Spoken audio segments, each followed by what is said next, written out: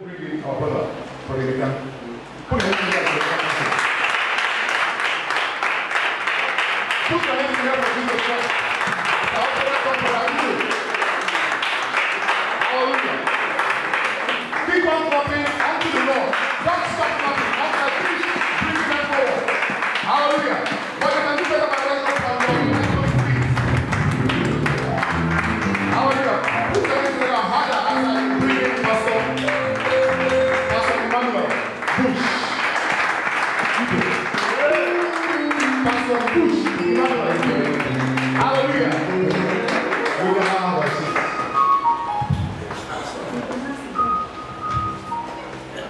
Hallelujah. Hallelujah. Amen. Exodus chapter 18.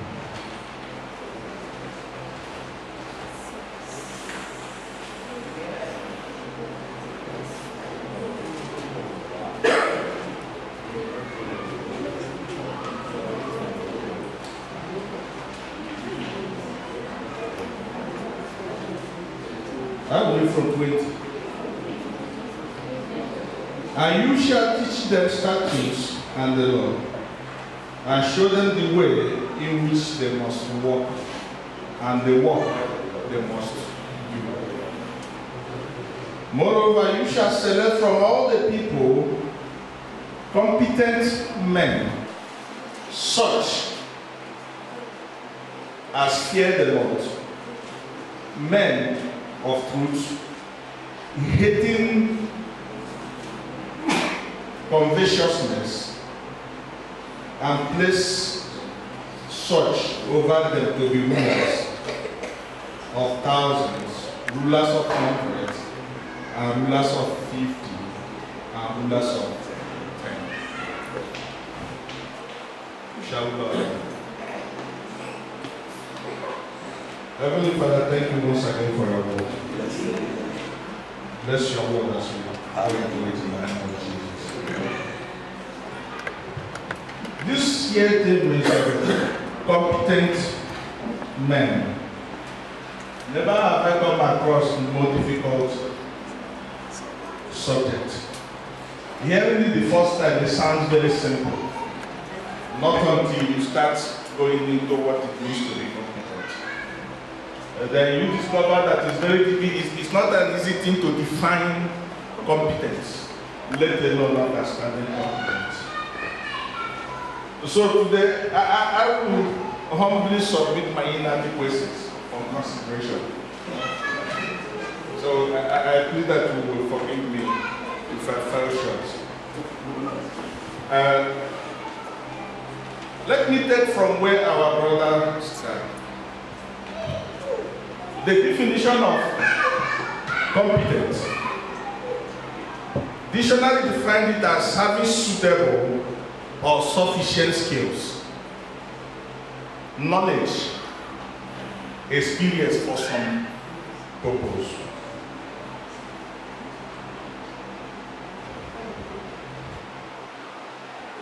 It further describes it as qualified as to age or soundness of mind, suitable or sufficient for purpose.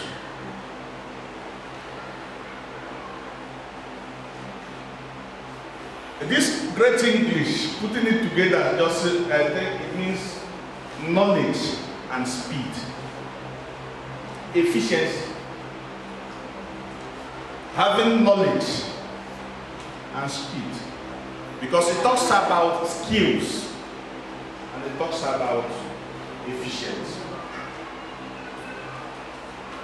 Then if I take it to be that, which is having the ability to do or to accomplish, it comes to my understanding that you cannot have competence without purpose, because competence is ability or a suitable qualification for a purpose. So as we discuss competence today, the question is, are we discussing competence without purpose? The question is, on what are you competent? Can you be simply competent for being competent? I love the place our brother referred to.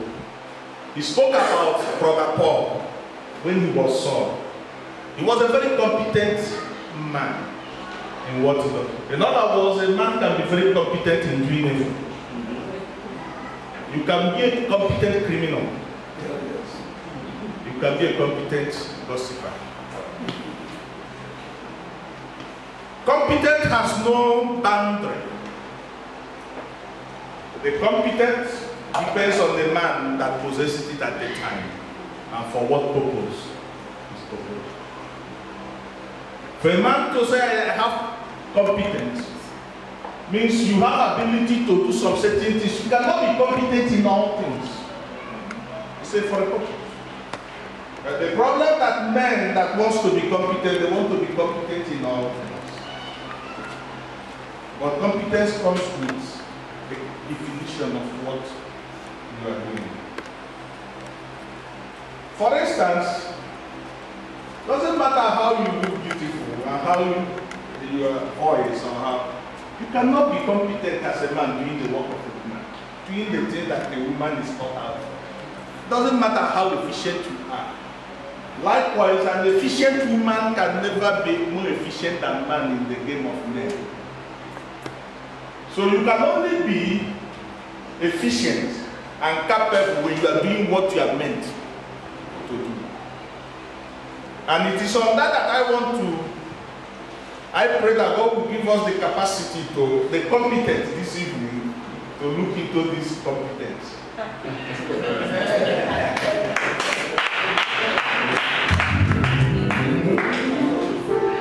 Many men are skillful in doing evil. The Bible says they rush, their feet is swift to shed innocent blood. They are very skillful to destroy.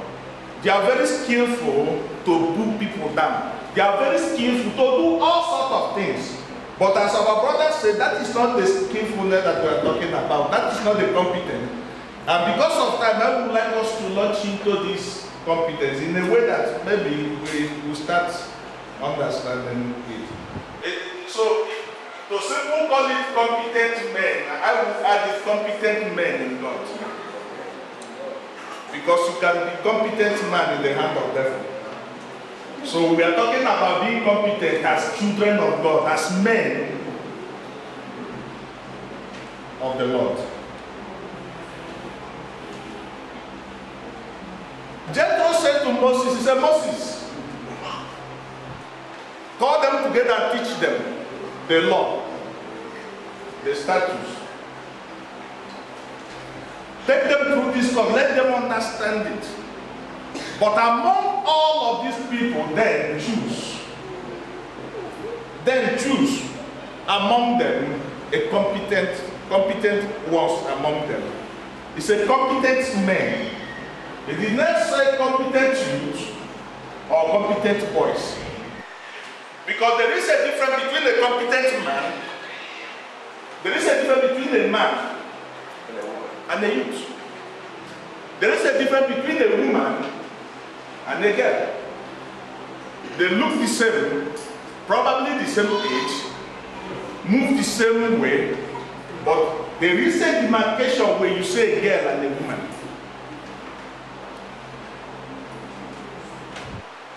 You cannot measure competence without somebody being a man. Because competence can only be measured by the position of responsibility in your life. Every man is responsible. We can look at someone and say that man is irresponsible, but no. His version of responsibility differs from your own responsibility. So, a young man or a youth chooses his responsibility. But men accept responsibility. And this is the difference between a boy and a man. As my brother Igwe is now, if I can 10 years old, being a good boy, he can simply go to the mother and say, this is 10 years old. Take it and buy whatever you like. That has not made him a competent son taking care of his mother. he chooses to show love. It becomes a different thing when Igwe becomes a man, that taking care of his mother becomes his responsibility. He no longer chooses to, but he's compelled to. And it is only then that I can look at Igwe and see if it is competent in that area. Because it's no longer by choice. It is now imposed on him. A young man can have 20 girlfriends. A young girl can have as many boyfriends as she can. But that doesn't make the young man a good husband, a competent husband. Why? Because he chooses his responsibility. When he has money, she can give 1,000 or more. But he gives that 1,000 when he has it. She calls women, that 20 of them, when he feel like, when he's physically okay, when he's emotionally in need of that. So he just called them because that is what he needs. So if I look around and say, the way he treats women is very good. He's a competent, caring man. That's a wrong judgment. A woman can be cooking 3 soup, cleaning the house of his boyfriend and that of a neighbor. Then if I look at that young girl and said, she's competent more than that thing that calls herself a wife over there. That would be wrong. Because she comes to this place when she feels like prepared to cook 3 soup. Prepared emotionally, physically to clean 2 flats. And when she's done, it becomes a different thing when as a man you have 1 wife. But you give only 10 euro in the morning. But you must give that 10 euro. Whether you like it or not, that 10 euro must come out. Whether you like to see that woman or not, you must see her.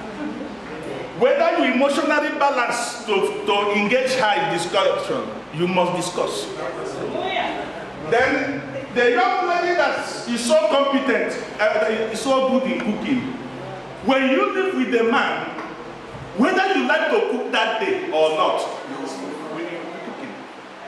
Whether you need to clean or not, you will also be cleaning. And it is under that circumstances that you can look at person and say, she or he is competent. And I was, when we looked at that, I am prepared to give up at any time the time goes because I don't know where to stop. So your responsibility differs. When somebody is defined by his responsibility, that is the only time he becomes a man. Because children chooses their responsibility, while men are defined by their responsibilities. Then,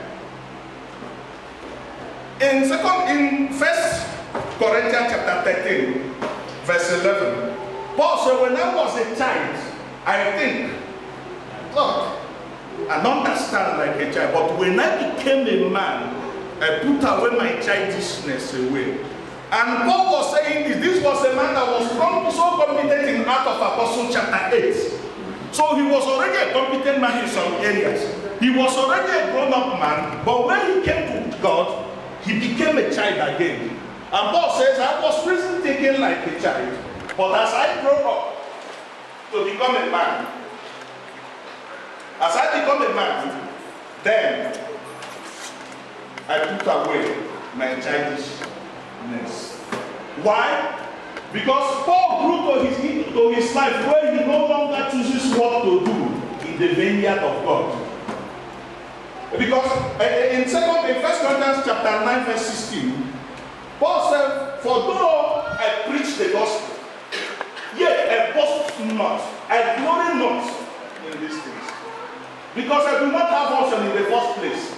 Because necessity is laid upon me to preach. Woe is me if I preach not. So I am not preaching because I love so much to preach. But I am not preaching because I am not the assignment now controls my response.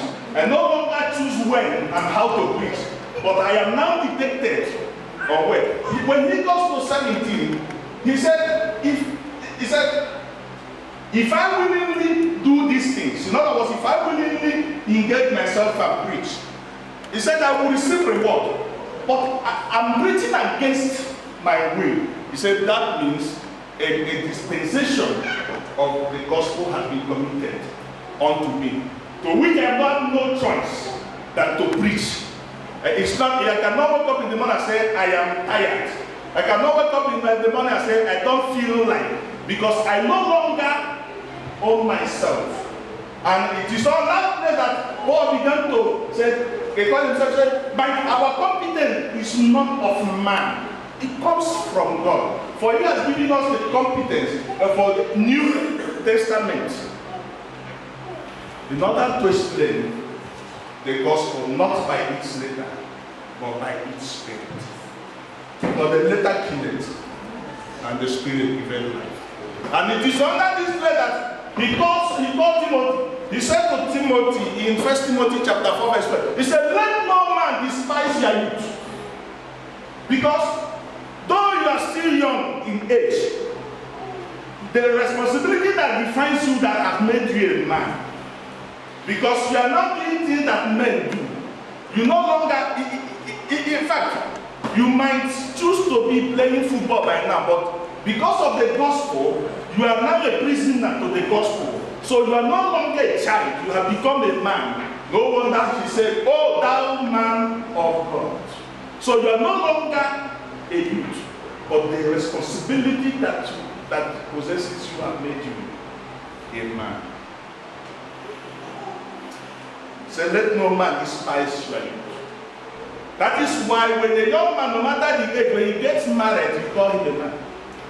Because he no longer chooses responsibility. Responsibility is upon him, whether he likes it or not. That makes him a man. And that is the only time you will ask and ask if he's competent or not. Timothy he said,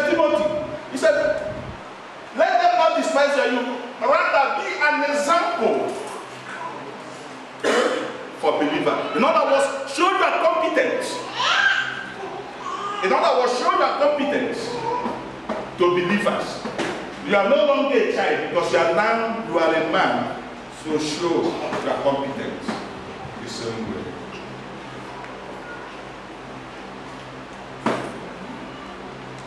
Having said that, let me just go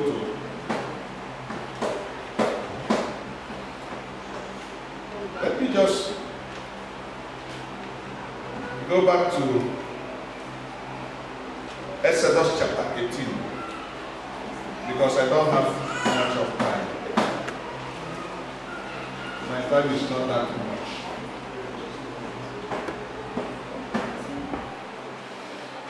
Now, in that Exodus chapter 18, Jethro listed the quality of a man that has competence. And that is where I want us to look into today. What does it mean for a man to have competence? He said first, choose men that fear the Lord. Choose men that fear the Lord. As a believer, you cannot have competence without the fear of God. Because whatever purpose you are called into, if there is no fear of God at the base of your life, you cannot be competent in anything that concerns God. Even as an ordinary believer outside the church, if your competency is not built on the fear of God, you have problem, you have a full competence. And what does it mean to fear the Lord? It simply means to have the consciousness of God in your life. To have the consciousness of God in your life. He said to Timothy, "O thou man of God, flee from all these things." Because these men that you are dealing with, they are very competent in arguments, in philosophy, in every other thing. But he said, flee. Rather, turn and pursue after godliness, patience, love, faith. Because at the center of any competence must be the fear of God. Whatever you do, for me to see the competence in any man, it must start from fearing the Lord. Because without the fear of God, you can be competent. But without the fear of God, your competence is not what it should be.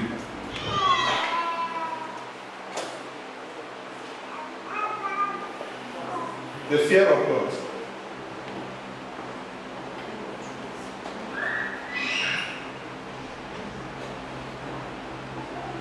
We have dealt with that fear of God for a very long time, but let me just say a small thing, then I will cross that.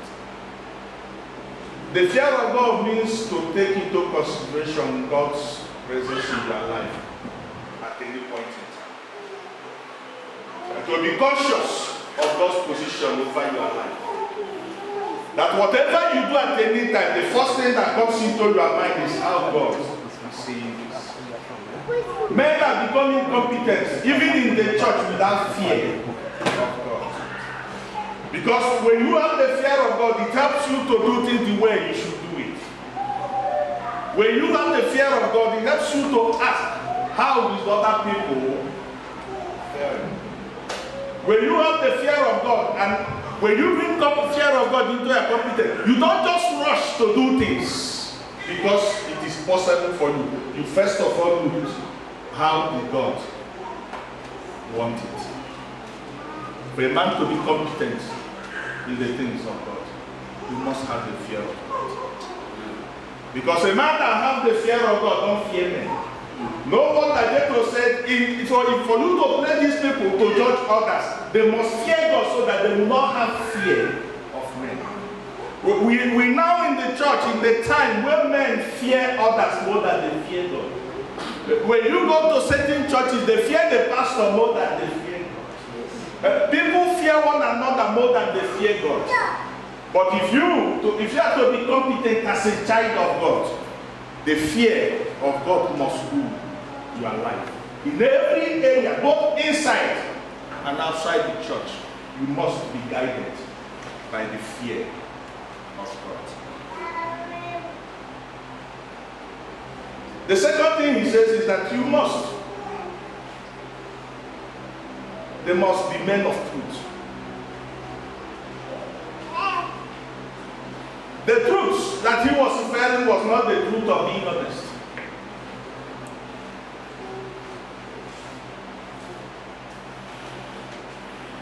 The dictionary defines truth as a fact, proposition, principle, or statement proving to be correct. In other words, you must have something inside of you that you believe inside. There must be a truth that is in you. As a child of God, your ability to be competent in every area of your life is directly connected to the truth that you carry inside.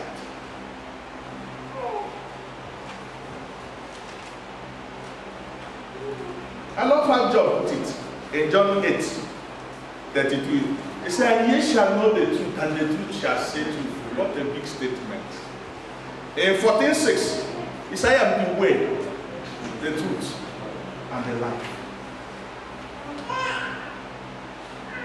In 2 Corinthians chapter 11:10, Paul now stated where his competence comes from. He said, "As the truth of Christ is in me, no man can stop me from boasting, because the truth of the Lord is in me."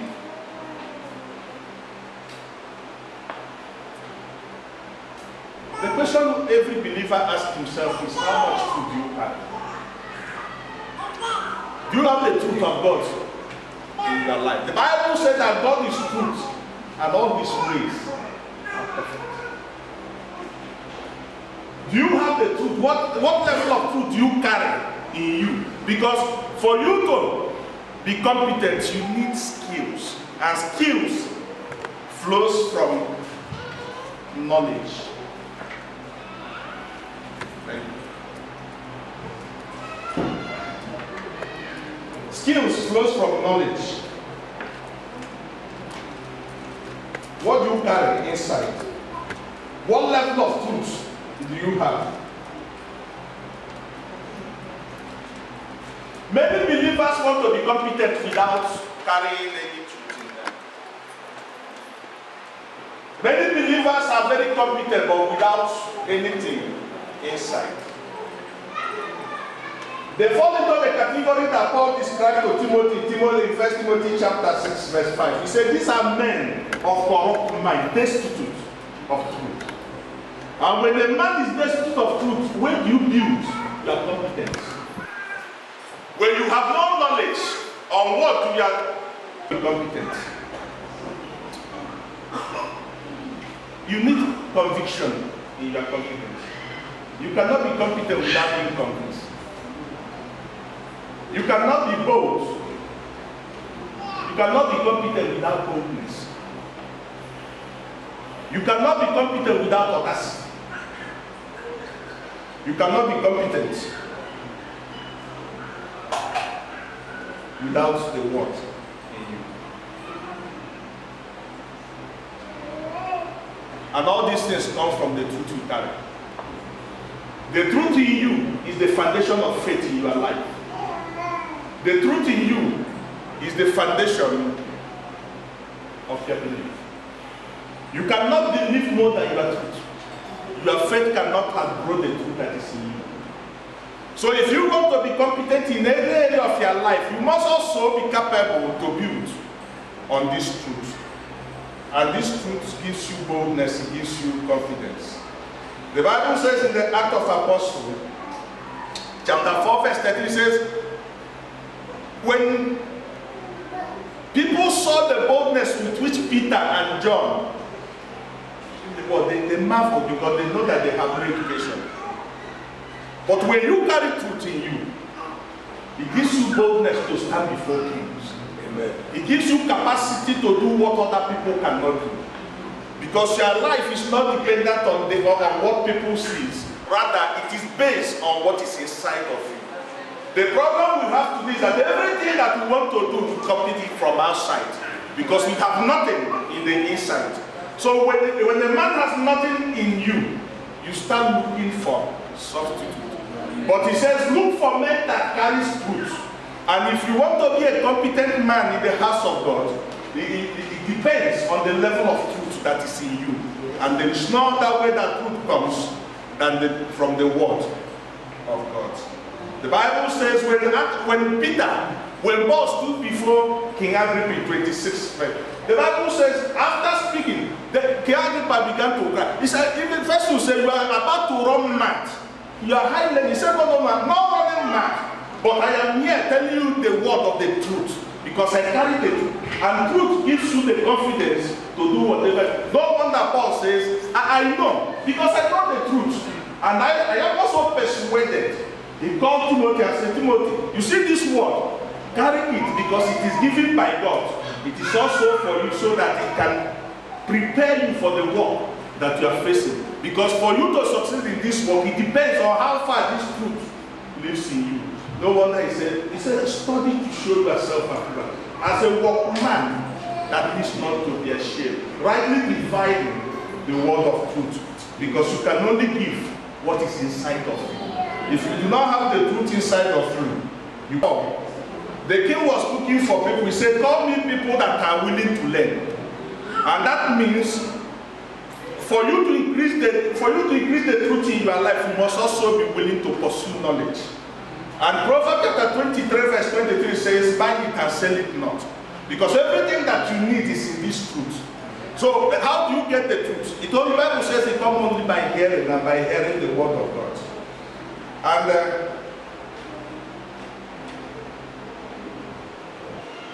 we must increase the truth in our life if we are to be competent. Because competence comes from truth. Boldness. Time will find me to tell you why people are not doing anything.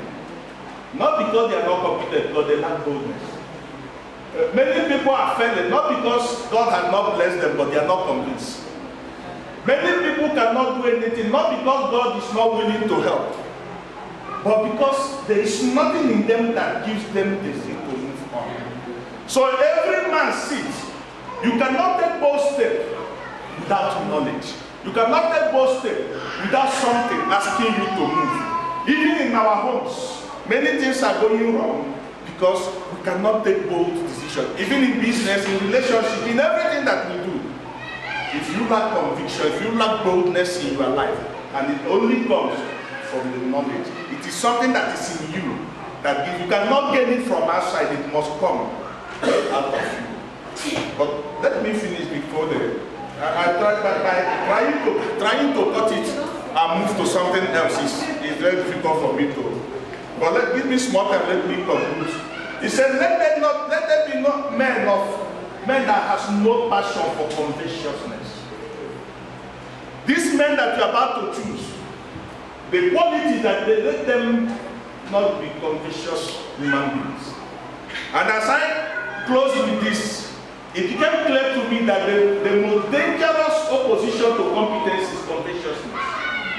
Because to be competent, you need to be focused. To be competent, you need to be committed. Nothing takes man away from his focus more than covetousness. Because you cannot walk credibly while you are looking what other people are doing. When you spend your life calculating the gain of another person, you cannot concentrate in what you are doing, let alone be competent in your own area. If you continue to look at other people's ministry, and you look at it and say that is how a ministry should look, you can never build your ministry. If you continue to be covetous of other people's gifts, you continue watching other people's gifts, you can never build your own. So your competence will continue getting less. Many people are today failing because they are into what they are not meant to be. So they are struggling in another person's vision, struggling in another person's ambition, struggling in another person's area. Because they looked at it, it looked greenish. They jumped from their own and jumped there. If you want to be competent, covetousness. As I saw that, I said, why of all sin, why covetousness? I discovered that nothing takes man away, his eyes, away from his purpose in life than when you are looking at others. No wonder Luke 15, 12:15. He said, Jesus said unto them, take heed and beware of covetousness, for a man's life consists not in the abundance of the things he possesses. So, as we grow, thinking that if you can get what your neighbor has, everything is okay. If you can become a prophet from a teacher, everything has become alright. If you can become a member of choir from usher, you are okay. If you can jump from one position to another, everything is okay. Jesus said, beware. It's dangerous.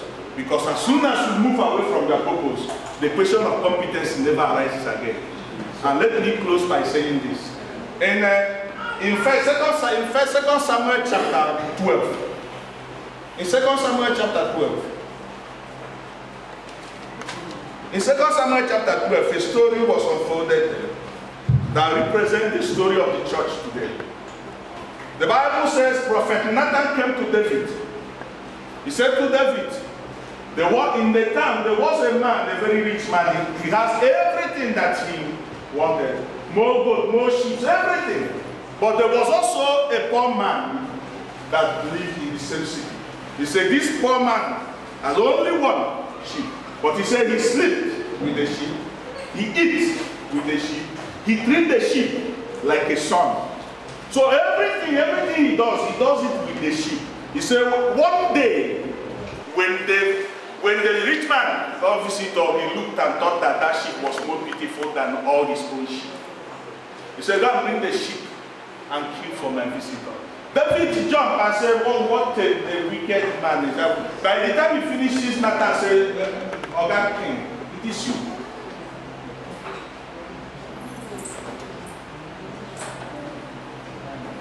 Many men have thrown away destiny, pursuing nothing.